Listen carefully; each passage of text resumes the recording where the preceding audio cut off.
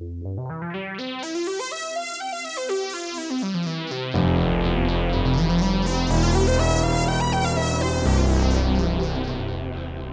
and welcome. You are listening to an informed take on current events brought to you by law students and staff of Queen's University Belfast. This is LawPod.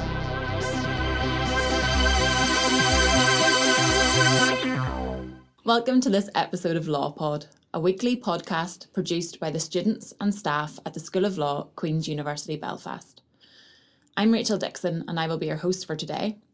LawPod is a new initiative that seeks to open up legal research to a wider audience, provide legal perspectives and analysis of current affairs, and debunk some of the myths surrounding how we understand the law. Today we're going to jump right into interrogating this notion of a legal perspective on life and all that it entails, and discuss whether in this super connected, information abundant era we live in, whether a legal perspective is necessary, useful, or at all valuable. It's my pleasure to have here with me two guests to join me in this endeavour. First of all, Professor Phil Scraton and PhD candidate Ivanka Antova. Phil is now Emeritus Professor of Criminology in the School of Law. His research interests centre on the experiences of women and children in prison, deaths in custody and youth justice. However, his career has become most associated perhaps with his work pursuing justice for the victims and families of the Hillsborough disaster. And we'll ask Phil to comment a bit on that in a few moments. Welcome. Thank you, Rachel. And Ivanka's research takes a critical legal approach to the disability reform policies adopted by the coalition government between 2010 and 2015, and I'll ask her to comment on that too. So Phil, if you want to tell us first a bit about your research and the motivations behind it, this is a chance for students who maybe, and members of the public who maybe haven't come across your work yet, to know what it's all about, what it's all been working towards.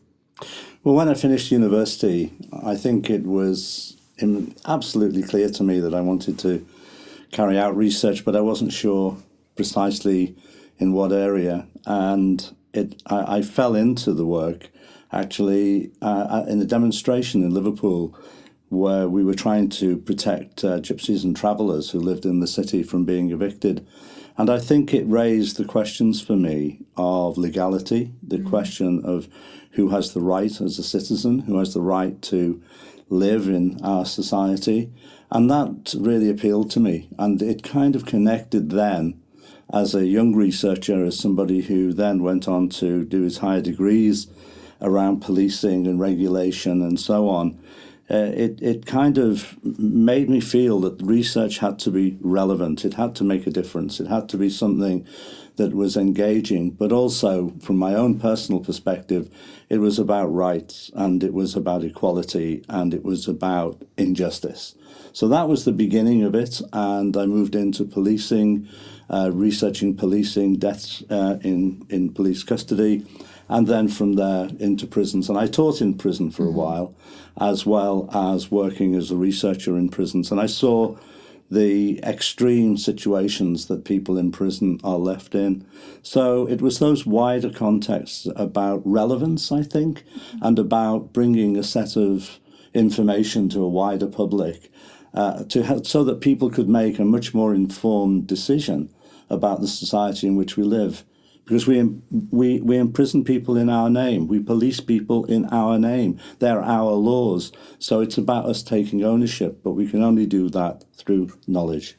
Of course, using our money as well, right? Exactly, exactly. All the tax you pay goes towards putting people in prison sometimes. It does. Yeah. I think a lot of that, what Phil has just said about rights and trying to open up conversations in society really resonates with me about what your research is about. So can you tell us just a little bit about what it is your work focuses on?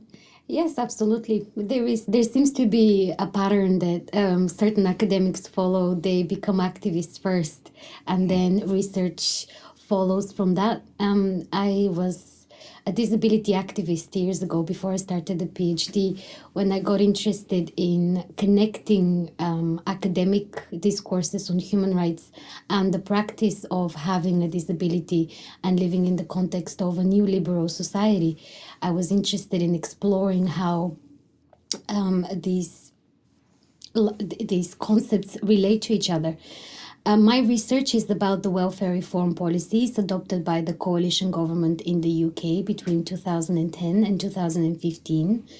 And I use the critical legal perspective, namely the work of Michel Foucault on governmentality, to produce emancipatory disability research. So these are the big academic buzzwords, but what it actually means in practice, and this is why I was very happy to be at the podcast, because we can debunk some of the myths about the very complex nature of academic research. In reality, the logic is simple. The welfare reform impacts negatively, profoundly negatively, on the lives of disabled people in the UK. There is a public understanding about the welfare reform and how it relates to the concept of law, to the concept of justice, and to the concept of fairness that I think is often disconnected from the lived experience of disabled people who have been marginalized by austerity. So what I do as an academic, as much as an activist, is to contribute to emancipatory discussions by analyzing the welfare reform from perspectives which were perhaps a bit unexpected. For example, human rights. We all love human rights. We think human rights are great. We fight for their protection. We fight for their strengthening. But we don't necessarily take into account how the human rights language is often kidnapped by policymakers to justify punitive measures in relation to social security, and how human rights in practice look for someone who has been punished for essentially having an impairment, not being a very productive member of society perhaps, or being perceived as a burden to the rest of us. So this is what my research is about. It's about the knowledge on human rights and what power that contributes to the disability movement in terms of their emancipation.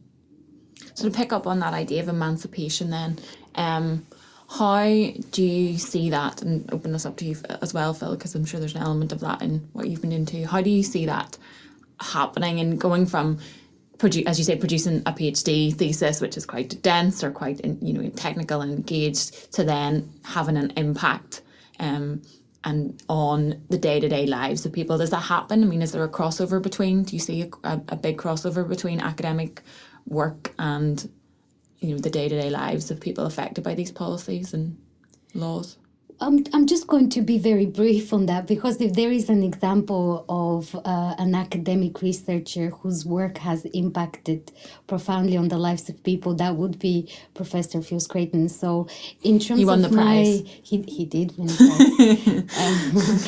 And many of us look up to him and essentially follow in his foot. We think, we're encouraged to think that academic research, which satisfies the high standards of rigorous academic investigation, can have a very practical, very human impact on the lives of the people that we write about.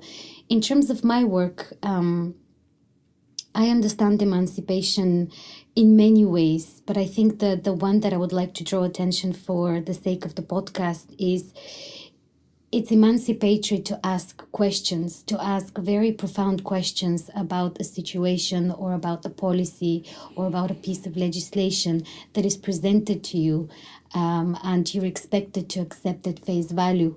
Emancipation comes from critically analyzing in my case, welfare reform policies and their impact on rights. Emancipation comes from asking questions which are difficult to answer.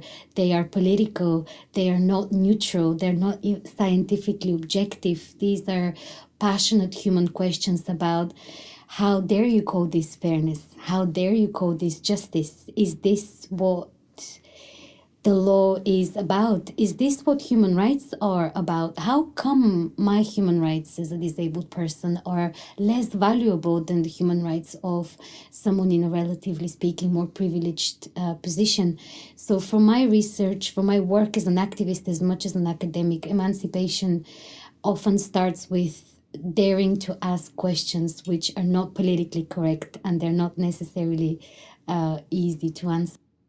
I think that going on from that, Ivanka, and thank you very much for your kind words, but going on from that, I think that the driver for me is precisely that. It's about asking the questions that people don't want to have asked, and that's about power. And to go back to your mention of Foucault, it's the relationship between power and knowledge, and how ideology in our society removes that capacity from us to think for ourselves, or to think it's even appropriate to think of ourselves. I mean, what I would want to emphasize is the view from below as opposed to the view from above. You know, history is always written by the victors, as the cliche says, and it's the view from below. It's what it is like to be in that situation where you've been stripped of any access to rights, stripped of any access to politics, and to how you can change the world in which you live. But from my point of view, it's not that I would want to be the voice of the voiceless. It would be that I would want to secure the space in which the voices can be heard. You know, the people that I've worked with all through my life have a voice, but it's just that their voice is not given any credibility. So doing rigorous research and representing the potential for that voice to be heard is absolutely crucial. So one crucial thing for me is, you know, if I'm going to write about prisons, I have to go inside prisons. I have to bear witness to what happens in prison. And I don't mean just as a visitor. I mean actually embed myself in the prison to do the research. If I'm going to work with families bereaved in controversial circumstances, I need to get to know those families. I need to get to know the detail of those circumstances. That combines then documentary research and historical research with face-to-face research, so that you're working all the time to build up a picture of the reality of those people's lives. That is so significant in our field. I mean, if we're talking about schools of law, schools of medicine, for example, we're almost infantilized by going into a law school, or going into a court, or going into a doctor's surgery or a hospital, because we don't have that knowledge about our own bodies, about our own rights, about our own selves. So from my point of view, it's to open that debate up and to ensure that people can make conscious and thought through choices about their worlds. I mean, if you look at a lot of the movements and the groups that I've been involved with, like the Hillsborough Family Support Group, the only thing that unites all of those families is that they lost a loved one at Hillsborough. They come from all kinds of backgrounds, all kinds of educational experiences, but they're all equally capable of being able to understand a process which from the outset not only infantilized them, but ignored them.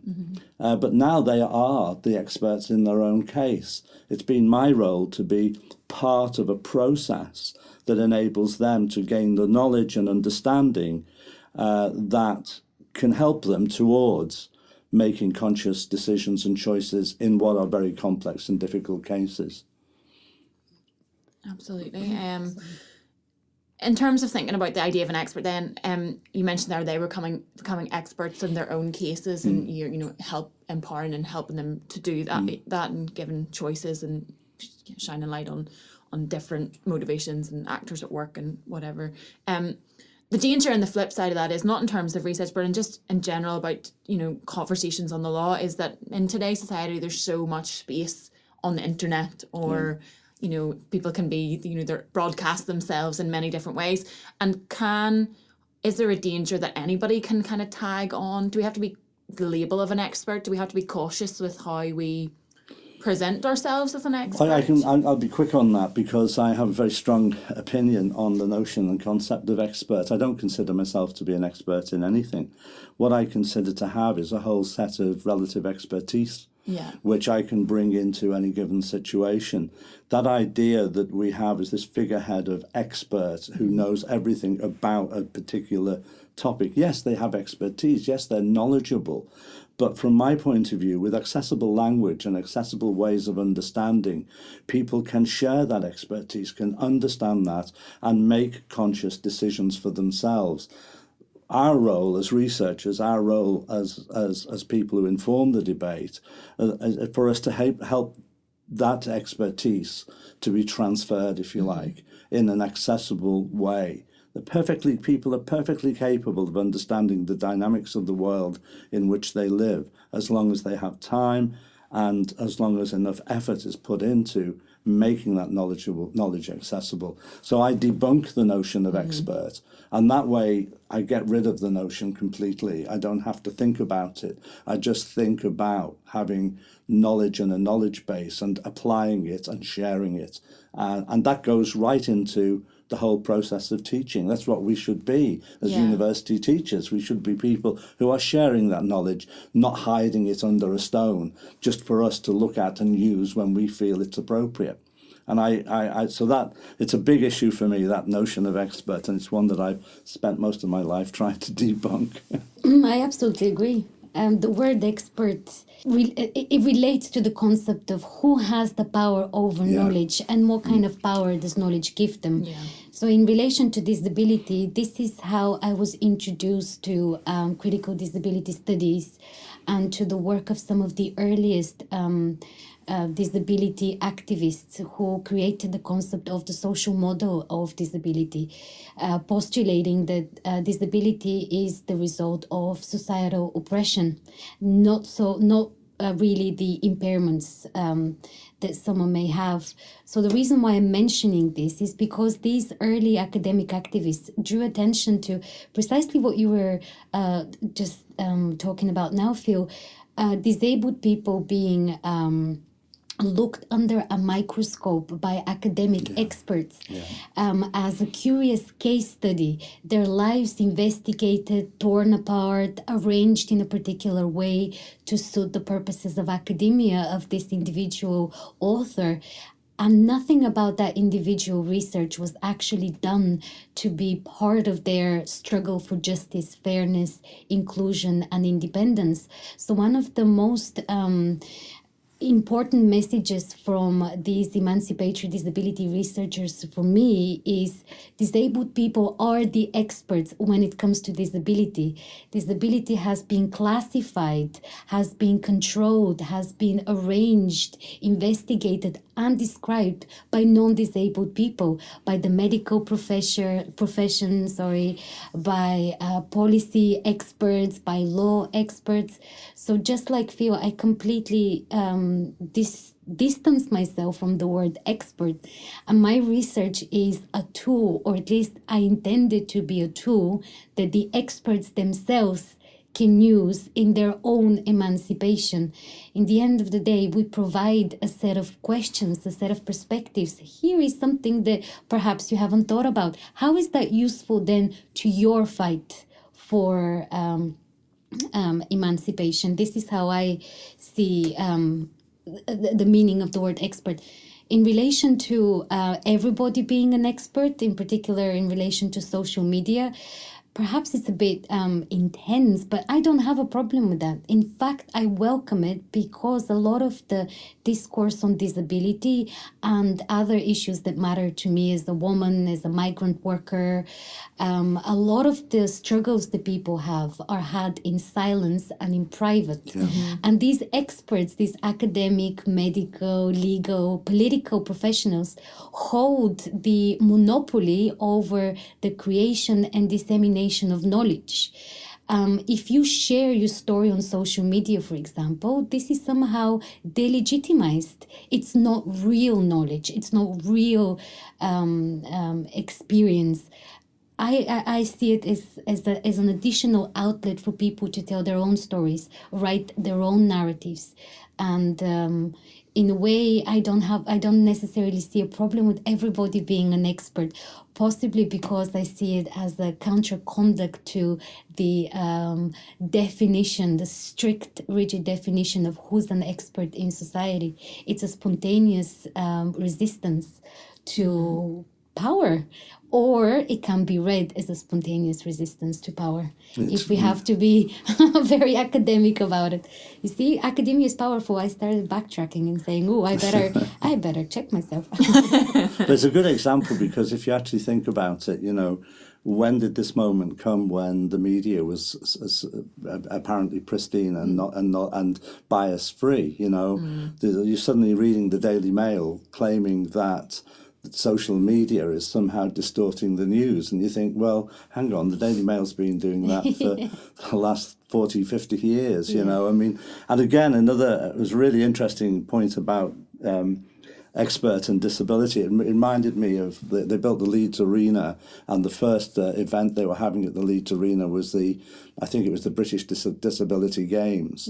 And when it came to people in wheelchairs getting access to the changing rooms, they couldn't get their wheelchairs through. They had to knock a hole in the wall to gain access. This was a multi-million pound building that had been built by experts, but nobody had thought to ask the very first people who were going to use it, if you want to use a shower and you happen to be disabled, how do you get into the thing? And that idea of sharing knowledge and sharing experience is something that the liberation of education, in Paulo Freire talked about it years ago, that we want to have knowledge liberated so that as many people as possible can take part in an informed debate. But of course the professions and the disciplines in universities mitigate against that. Oh no, you're in this particular school, you're in this particular department, you have to have this body of knowledge. These are the tablets that we brought down from our academic mountain for you to receive. And the whole examination process is geared to that, and it's only when people start to get to the level of writing dissertations, and even then that's contained, but that idea of education as freedom is counterintuitive to education as training. And liberating the mind is entirely different to actually limiting the mind, which is what training is about, the narrow perspective on whatever knowledge you need in order to do this particular job. Yeah, true. Absolutely, I agree. Absolutely. It comes back to that cliche, to bring another one in, about, knowledge being power. But knowledge is also the way to counter power, isn't it? And with all power comes this idea of resistance, whether you are a student in the classroom thinking, well, I have ideas on how to do this stuff, I'm interested in this, and just because you tell me to use Harvard referencing doesn't mean that I'm necessarily going to. And John, always reference. John Berger, the artist, used that notion when he talked about viewing art, of ways of seeing, that we all bring our prejudices, our ideas, our beliefs, our cultures into looking at that piece of art. Well, the world is exactly like that. And, from our point of view, it's about liberating that process so that we identify and understand the different dynamics in multiple ways of seeing. And by presenting that, it opens us up to a much wider discourse, a much richer way of communication that is cross-cultural, cross-class, cross-gender, obviously. Those issues are really, really significant and at the heart of what I would call critical analysis. And perhaps I know we were discussing this before we came over. One of the things we wanted to draw attention to is people getting involved in social justice, particularly if they are academics. I think, Phil, correct me if I'm wrong, because I would be an early career researcher. I'm only starting to understand the limits of the freedom that academia is awarding me. But it's not necessarily easy to say I am an activist as much as an academic. I am an activist using academic tools, if we have to be specific. But I would encourage people who are doing research on issues of social justice to, first of all, look for ways to engage their research with people's movements. So don't keep it confined to the ivory tower of your institution. Join the people that you're writing about, not only because they are the experts, they hold the knowledge that you're seeking, but because you can be useful to them. But also I would encourage people to feed their academic thirst for knowledge and discussions and contributing to a field by actually being activists on the streets, the same way Phil was years ago, and that opened the path towards academia, the same way I would be at the moment. I'm not satisfied with just writing about resistance. I feel like I have to be part of the resistance as well in any way that I'm needed, not in a way that I think I should do it, but in a way that is useful to the people that I am writing for and with. Actually, we need to stop using the term I'm writing about disabled people. I'm writing with disabled people. They're writing, I'm just recording and using fancy language. That's basically what's happening. We've talked a little bit about, critical analysis, and that's obviously one of the big skills in terms of providing an academic perspective. But you both have mentioned tools that you use to, pursue emancipation, to pursue social justice, and to create the space for voices and to be heard. What particular tools, in terms of law students sitting out there who maybe haven't come across these tools yet and they just can't wait till they get to that stage in third year or whatever it is, but in terms of specific tools, like what is the most useful tool to you? And then do you have a particular thing that this tool has allowed you to do? So to bring it right back to legal skills, what is the most useful tool for you in terms of doing your research? You mentioned interviews, Phil, and getting how do you go about immersing yourself in the situations? I mean, have you been in prison? Lots. Not officially. A few people wanted to keep me in prison, I can tell you, but no. I mean, I've been in prison, since I was 23. I think that it's not one single tool. I think that immersing yourself in a situation and trying to see it through the experiences of others is really important. That idea that the tool that you're using, I think, if it's of anything, is critical thought.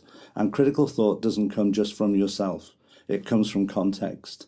So you're looking at the circumstances and the context of people's lives and trying to, as best you can, understand them from an internal view. And that internal view, you can't be that bereaved person. You can't be necessarily that prisoner. Although one of my students did actually refuse to pay a parking fine so that she could experience prison for herself. And I wouldn't recommend that to anybody, but she did 2 days in Hyde Bank Wood. But I mean, the issue of immersion into communities, into places, for me, is everything. But you're not doing that just from the decision that you want to immerse yourself. You're doing it from a position of pre-knowledge. So you've thought through why it is you're doing it, you've read, you've understood the context of that environment, you know what a prison, you've read the prison writings, you've read The View from Below, as well as the academic analysis of prisons or any other context. And then it's about being there. One of the phrases I use whenever I teach about this, about research methods, is about being there, bearing witness, actually being in that place. That is not something I can't describe. For people who've not been in prison, I can't describe the smell, the noise, the lockdowns, the pain of confinement in strip cells for 23 hours a day. But I've been there. I've seen it. I've seen what it does to people. That creates a notion and a feeling and emotion in you, which you have to contain. Containing emotion is absolutely crucial.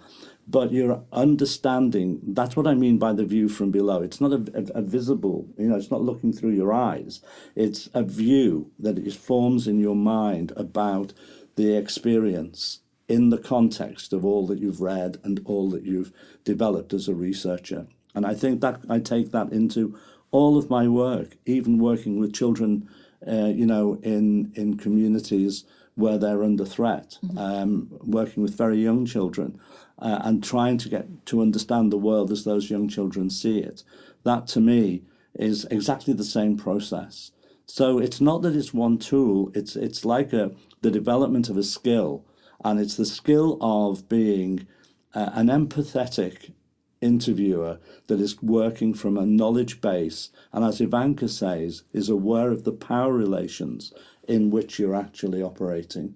Who controls the power of, that determines the prisoner? Who controls the power that determines childhood? Who controls the power that determines the bereaved at Hillsborough? Those issues are all part of that process of developing what I regard as an alternative knowledge to the official discourse that surrounds us. I'll pick up on the last phrase you used, because I think it describes it perfectly. An alternative view on the official narrative. And I'll give a concrete example coming from my PhD thesis, to do with figures that the Department for Work and Pensions had to release on the number of people who have passed away shortly after being found fit to work, yet having a very serious disability. So the official narrative for a long time was, there is no such thing. You are nitpicking here. Yeah. There is no connection between death and benefit cuts. That doesn't exist. Then under pressure from below, as Phil says, pressure, people power, people demanding answers. The DWP released a heavily redacted report with some statistics and some information on these internal reviews that they conducted, I think in relation to 40 cases in England and Scotland. Now, this is the official narrative, but the personal, alternative, human, passionate, political, bitter, cynical, non-politically correct narrative actually comes from the disability movement. So as a researcher, I try my best to obviously refer to academic sources as much as necessary, but also feature the alternative papers, the alternative reports, the blogs, the social media outlets of disability activist groups, because they release the human story behind the suicides that result from your benefits being cut, from you knowing that you're going to starve, from you knowing that there isn't social housing that is accessible to you, from the knowledge that you are useless to this society. Now, this isn't an easy merge with academia. And I'm not saying that I'm doing it particularly successfully, but if I could highlight a tool that I use, part of the critical thinking framework that Phil outlined, a particular example would be this: what is the other side saying? What is the alternative story about dry figures, about a mention on the government UK webpage? What are the people saying? Why isn't this making frontline news? Yeah. Why isn't there a popular media out there picking on these stories? Why aren't we all talking about them? We should all be talking about them. So this is, I hope, in a way, a practical example. I highlight alternative reports all the time. Yeah. Reports written by NGOs, for example, or by activist groups. These will not be... what's the word? Not dry, just formal academic sources. But this is where I think the expert knowledge actually lies. Because my research is about human rights, disability in the context of austerity, this is what I need to know. This is what everyone, in my view, needs comes to back know. to quite a lot of what I do in my own work, which looking at the migrant crisis in the EU and how the EU uses a rights narrative to manage that, while not necessarily giving any more access to human rights, and actually excludes quite a lot of people from it for coming and claiming their rights. But one of the things I look at is the notion of solidarity, and that the EU has its own discourse of what it does to solidarity. So, we give money and sometimes, and, we'll maybe help out member states. We don't really care about helping out actual migrants, but we'll help Italy because it's dealing with a lot of them, and that's what we do because we're a group of member states. And a lot of it came out, whenever I was doing this, and what I'm thinking about in terms of the skill that I would maybe think about is that none of this happens overnight. There's a whole time, a whole career spent honing these skills, and 4 years for you and I currently. But all this time of actually sitting and thinking, that you don't get insight into anything by just, it's not an opinion, it's like sitting and thinking and weighing up evidence and trying to balance that. And whenever I was in the process of doing all that, one of the things was, well, you could argue that, the EU doesn't have a solidarity, and that there's no solidarity to be seen in terms of how it deals with the migrant crisis. But part of it is actually, well, it does, but it's just not engaging with that narrative. And there is solidarity. There's, border guards who are helping people, who are technically classed as, part of the establishment's experts because they're wearing a uniform and, whatever. But they are people that are helping people out of water, and they're giving people food to eat. And there is a narrative of, that I could have argued that, yes, the EU constructs this really exclusionary, institutional thing about solidarity in terms of rights isn't there, but actually it is. But it's just that we're not listening to that we need to challenge how we actually understand solidarity in society. And one of my students this semester, and I think we'll probably bring it around to ending on this and see what you think about it, he mentioned the reason he came to study law, and I think that that's something to engage with in terms of what the podcast is doing. The reason he came to study law is because he read a book called, I think it's Letters to Law Students, in case anybody wants to go look it up. And in that he was inspired because law, apparently, according to this book, is the conversation about what we want our society to be like. And one of the things I just immediately came back to saying to him was like, but who's invited to be a part of that conversation? Yeah. And he then suddenly was like, oh, and thought, I really want to look into that now. I want to, and he's only starting out at his, studies in law, but he had this kind of glimmer of, oh, I never thought about it that way. And I think that's something that's useful in terms of showing people how, well, maybe you haven't thought about things in a specific way before. And it's not providing any answer or any, blueprint for the society, but it's just saying, well, maybe you need to have a consideration of that, how it could be done differently, and how, prison could be done differently, how punishment for crime could be done differently, or how, managing disability in society and ensuring people have access to funds and jobs and rights can be done differently rather than through a benefit system based on points. Yeah, I mean, Any final thoughts? Well, my own feeling is there's a lot in that to unpick, but I think that one of the issues from my point of view is developing the expertise that you need to have in order to challenge that which is put in front of you, either by your discipline or by any formal discourse, any professional discourse. My criticism of the law is that it's in its professional, as a professional entity, it serves a very clear purpose within the society in which we live. And although there are aspects of criminal law that you can see are challenging, and some of my close friends are radical solicitors, some of whom are working on Grenfell Tower at this very moment, many of whom I worked with throughout Hillsborough. But the constraints of the law as a formal process, even in that work, are significant. So from my own point of view, it's being able to build an alternative discourse. I mean, examples of that are legion, but I mean, just from the Hillsborough work, for example, I can think of one moment when I gained access to all of this information that we'd waited for literally ages, and I've still got it at home. It's about 200 pages of material that came from one of the key players in the whole Hillsborough disaster, and all but about 15 lines are redacted.